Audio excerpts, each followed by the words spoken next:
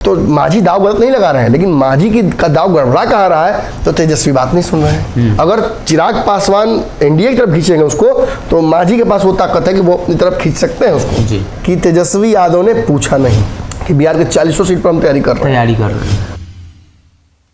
नमस्कार, भारत लाइव देख रहे हैं आप। 2024 लोकसभा चुनाव अभी वक्त है, 1.5 वर्ष अभी लगभग है और तैयारियां जो शुरू हुई है उन्हीं तैयारियों को लेकर एक बड़ा खुलासा करने जा रहे हैं। दरअसल ये खुलासा महागठबंधन से जुड़ी हुई है। महागठबंधन में 7 दलों का जो गठबंधन बना, या यूं कह सकते हैं कि बिहार में उस गठबंधन को और बढ़ाने की जिम्मेदारी तेजस्वी नीतीश ने उठा ली है। कई दलों को और लाए जाने की तैयारी है, लेकिन सीट बंटवारे को लेकर अभी से ही खींचतान शुरू हो चुकी है। दरअसल नीतीश कुमार और तेजस्वी यादव 50-50 के फॉर्मूले पर काम कर रहे हैं। दोनों 50-50% सीटों पर समझौता कर लेंगे। कांग्रेस कहां जाएगी ये भी एक बड़ा सवाल है, लेकिन उस बीच जीतन राम मांझी जो पिछली बार 3 सीटों पर चुनाव लड़े थे, इस बार 7 सीटों का दावा कर दिया है। हिंदुस्तानी अवाम मोर्चा के प्रधान महासचिव दानिश रिजवान ने स्पष्ट किया कि जो कटिहार सीट है या किशनगंज की सीट हो या गया हो, आरा हो, ऐसे कई सीटों को उन्होंने चिन्हित किया है। ये 7 सीटें हैं जहां पे वो चुनाव लड़ने जा रहे हैं महागठबंधन से बिना बात किए। तो डॉक्टर साहब से जानने की कोशिश करेंगे। जीतन राम मांझी खुद कोऑर्डिनेशन कमेटी की बात करते हैं, इस बार कोऑर्डिनेशन कमेटी के बिना ऐलान कर दिए। जब वो कोऑर्डिनेशन कमेटी की मांग कर रहे हैं, जब बच्चा कह रहा है कि ब्याह कराइए, अब नहीं करेगा तो अपने से ब्याह कर लेगा तो गलत कर रहा है। माझी जी की मांग बिल्कुल सही है। बिहार में मौजूदा कई नेता ऐसे हैं जो कि सही और सटीक बातें करते हैं, उनमें से एक माझी जी हैं। उनकी बातों को अक्सर हम ही लोग तोड़ मरोड़ देते हैं, इस वजह से बातें उनकी सही नहीं समझ में आती हैं। लेकिन अगर वो कह रहे हैं, सीधा बोल देते हैं। हाँ बिल्कुल सीधा बोलते हैं, सही बात है। स्पष्ट होना चाहिए राजनीति में, लोगों को स्पष्टवादिता राजनीति का सबसे पहला सिद्धांत है। और नीतीश कुमार की तरह रोज पलटिए तो उससे नहीं काम चलेगा। आप जो बोल रहे हो सिद्धांत पर अड़े रहना ही राजनीति है। और कहीं ना कहीं माझी जी बहुत सही राजनीति कर रहे हैं। ठीक है, गठबंधन जैसे बदलना पड़ता है, उसकी मजबूरी है, क्योंकि एक जगह सम्मान नहीं मिल रहा है। अगर नीतीश कुमार ये बात बोलते हैं तो मुझे नहीं विश्वास होता है।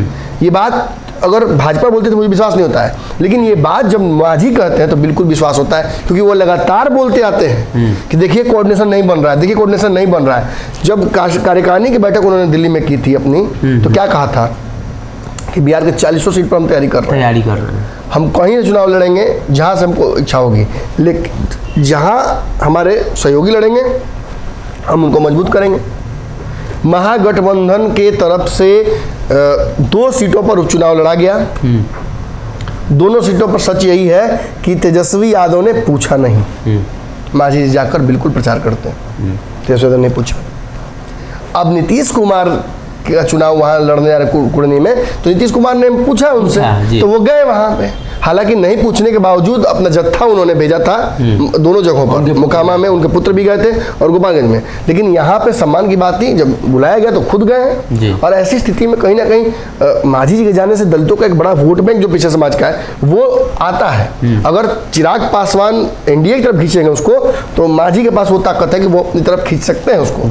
अरे बिहार के मुख्यमंत्री रह चुके हैं, दलितों के लिए काम किया है, उनके रहते बिहार में बहुत अच्छे से काम हुआ है। नीतीश कुमार को एक्चुअली जलन होने लगा उनसे, इस वजह से उनको हटाया उन्होंने कि उनसे बेहतर काम कर देंगे तो जनता नीतीश कुमार को भूल जाएगी। 25 फैसले जो लिए थे वो काफी चर्चा कर, बिल्कुल हमेशा से।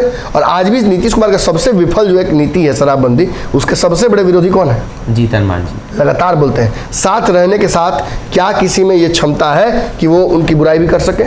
नीतीश कुमार के आसपास चापलूसों की फौज है जी। कोई बात नीतीश कुमार करते हैं, गलतों कर रहे थे, नहीं एकदम सही कर रहे हैं। अशोक चौधरी हो चाहे संजय झा हो, ये वो नेता है जो दिन भर चापलूसी नीतीश कुमार करते हैं। और केवल एक अधेड़ उम्र से ऊपर उठ चुके नेता की बड़ाई करके ये राजनीति में जीवित है, ये परजीवी जो राजनीतिज्ञ हैं। खैर इनकी चर्चा क्या करना है, मुख्य मुद्दे पे आते हैं। माझी जी किसी के भरोसे राजनीति नहीं करते हैं जी। जिस गठबंधन में रहते हैं उस गठबंधन की राजनीति को अच्छे से समझते हैं और प्रयास करते हैं कि वो गठबंधन फले फूले जी। इसके लिए कोऑर्डिनेशन बहुत जरूरी है। कोऑर्डिनेशन इस गठबंधन में कई बार मांग कर दी जा चुकी है, लेकिन कोई इसका इंटरेस्ट नहीं ले रहा है। ऐसे में आप गोपालगंज हारे और आप कुड़नी हारने जा रहे हैं, तो आप समझिए कि क्या इस डूबती नाव में बैठना सेफ होगा? नहीं होगा। माझी जी ने इसीलिए वक्त रहते कह दिया है कि भाई देखो, नाव का ये हिस्सा मेरा है, इस हिस्से में हम किसी को नहीं आने देंगे। आप अपने अपना हिस्सा में छेद कर, आप अपना अपना जगह पर छेद करवा रहे हैं, लेकिन हम अपनी तरफ छेद नहीं होने देंगे। यहाँ हम सुरक्षित हैं। 7 सीटों पर दावा ठोका है, निश्चित तौर पर ये विवाद का बहुत बड़ा कारण बनेगा जी। आप देख लीजिए कि तेजस्वी यादव और जो 7 दल इस गठबंधन में आए हैं, उन सब का अपना दावा होगा। कांग्रेस 70 सीटों पर चुनाव लड़ी थी पिछले विधानसभा चुनाव में जी। तो 70 के आधार पर समझ लीजिए कितना सीट वो मांगेगी। भले वो रिजल्ट कुछ भी आए, वो ऐसा स्टूडेंट है कि भले वो बचा ना पाए लेकिन खाएगा जरूर। 10 तो जरूर मांग देंगे, वो 10 मांग देंगे। तो नीतीश कुमार ये लोग एक सीट 2 सीट लड़ेगा लोग क्या? नीतीश तो 16 छोड़ेंगे नहीं। उसके बाद मुकेश सहनी की बात हो रही कि वो भी आएंगे। तो आप समझिए, लेफ्ट की पार्टियां 3 गो हैं, कांग्रेस है, ये सारे दलों को जब आप जोड़ते हैं तो आपको समझ में आता है कि इस 40 सीट पे सब कुछ होना है, सब फैसला हो जाना है। मतलब 24 के आगे महागठबंधन बढ़ पाएगा इस स्थिति में असंभव है।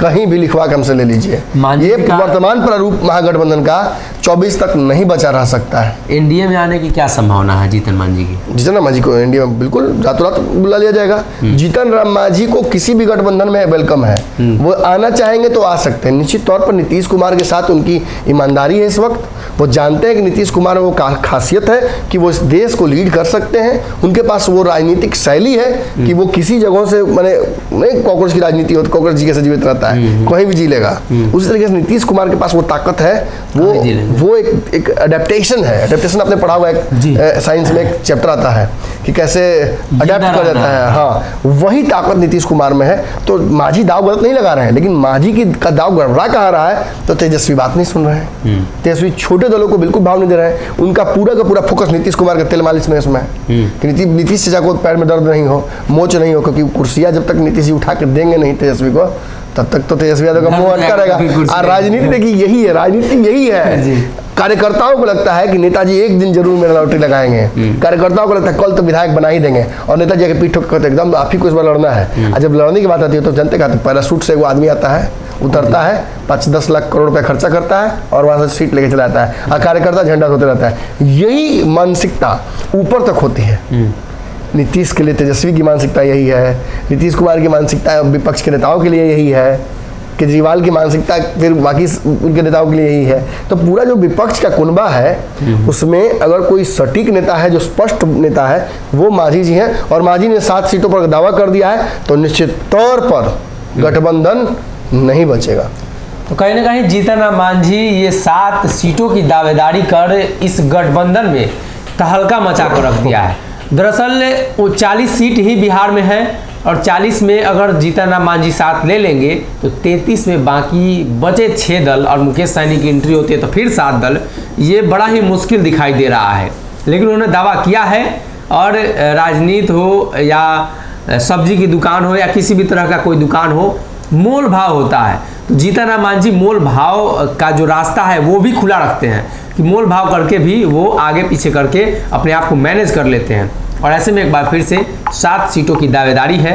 2024 के पहले ही एनडीए गठबंधन छोड़िए, महागठबंधन में ही मारामारी शुरू हो चुकी है। अगर ये वीडियो पसंद आई और वह बिहार के राजनीति और बिहारियत से सरोकार रखेनी तो सब्सक्राइब बटन दबा के चैनल के सब्सक्राइब कर ली। ओजे एगो घंटी बा, ओकरा बटन दबा देला से कुल सटीक और मारक खबर रुआ मुफ्त में मिल जाई। अगर रुआ पत्रकारिता के हमनी के नया प्रयोग में सहयोग कर चाहतानी तो ज्वाइन बटन दबा दी। पेटीएम नंबर नोट कर ली 9386 816 700। धन्यवाद।